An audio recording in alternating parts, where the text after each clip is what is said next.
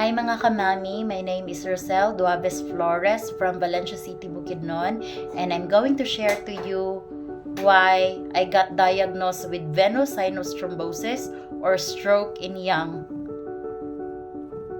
Una, isi-share ko sa inyo yung mga sintomas kung ano yung naramdaman ko bago ako ma-stroke. So, ito yung mga naramdaman ko bago ako ma-stroke. So, una, yung pananakit ng ulo. Yung ginamit ko palang pills is Dian 35. So, 1 month lang ako gumamit ng pills. Hindi ko pa naubos yung isang stub ng pills. Nakaramdam na ako ng pananakit ng ulo, pagkahilo, tapos yung sobrang sakit ng katawan, yung akala ko ano lang, yung parang binat lang. Yun yung iniisip ko. Siguro na binat lang ako. Dahil nung time din na yun, meron kaming problema sa trabaho. Actually, teacher ako, pero huminto na ako sa pagtuturo. Tumulong ako sa asawa ko na engineer. Meron kami maliit na construction business. Tapos nung time na yun, merong nagpapastress sa akin ng sobra kasi may na-failure kaming isang project sa construction. Kaya masyadong stress ako kasi ako nag-handle ng finances. Kaya iniisip ko nung time na yon, baka laging sumasakit yung ulo ko kasi dahil stress ako o di kaya dahil pagod lang ako, or baka dahil kakagaling ko lang cesarean. Kasi nung time na yon, yung baby ko is around 4 to 5 months pa lang siya. Tapos cesarean mom ako.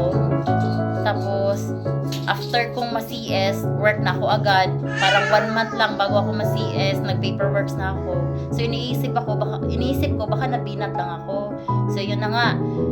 Hindi ko pa naubos yung isang pakete ng pills. Nakakaramdam na ako ng pananakit ng ulo, pagkahilo, tapos yung parang akala ko lang din parang normal effect lang ng paggamit ng pills kasi nga 'di ba sabi nila pag nagpi-pills ka mas sumasakit ang ulo mo, nasusuka ka, mga ganon. Pero yung sa akin, yung sakit ng ulo, pataas ng pataas. Yung level or intensity ng pain or sakit ng ulo is pasakit siya ng pasakit. Una, yung parang nahihilo ka lang first week. The second week na uminom ako ng pills, parang medyo masakit na. Tapos, yung pangatlong week, sobrang sakit na talaga ng ulo ko. Yung kulang na lang, I'm a Bisaya ma'am, so I'm going to share it in Cebuano.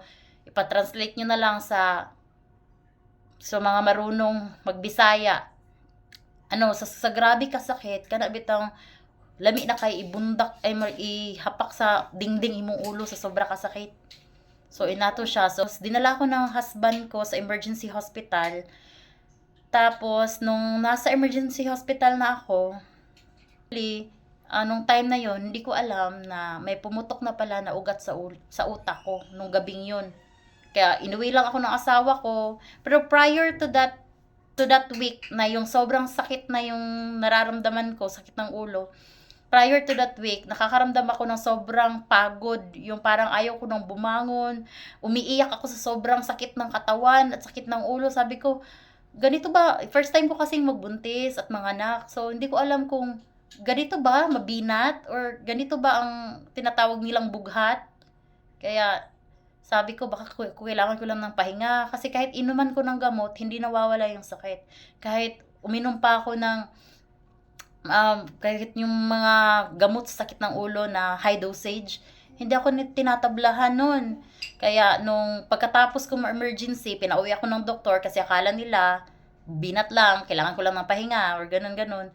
Hanggang sa tinulog ko lang yung sakit ng ulo ko at nung madaling araw na, midnight pala yun, sumigaw na ako sa sobrang sakit ng ulo ko. Yung sinabi ko na sa husband ko na dalhin mo na ako sa ospital kasi parang mamamatay na ako sa sobrang sakit. Tapos sinasabi ko pa na parang nagdarasal ako sa Panginoon, Lord, sa sobrang sakit ng ulo ko, sinasabi ko, Lord, kahit 50% lang ng sakit ng ulo ko mawala. Tapos hindi ko na malaya, sinugod na nga nila ako sa ospital. Tapos parang coma parang feeling ko kumatos na yata ako nun. Pero actually parang nahimatay na ako no'n nung dinala nila ako sa ospital.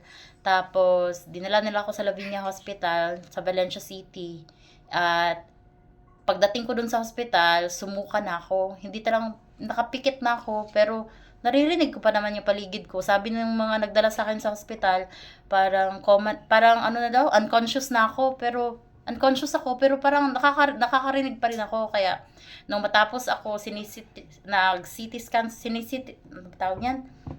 CT scan ako ng doktor ko. At pagkatapos ng CT scan, sinabi ng doktor na may pumutok nga na ugat sa utak ko.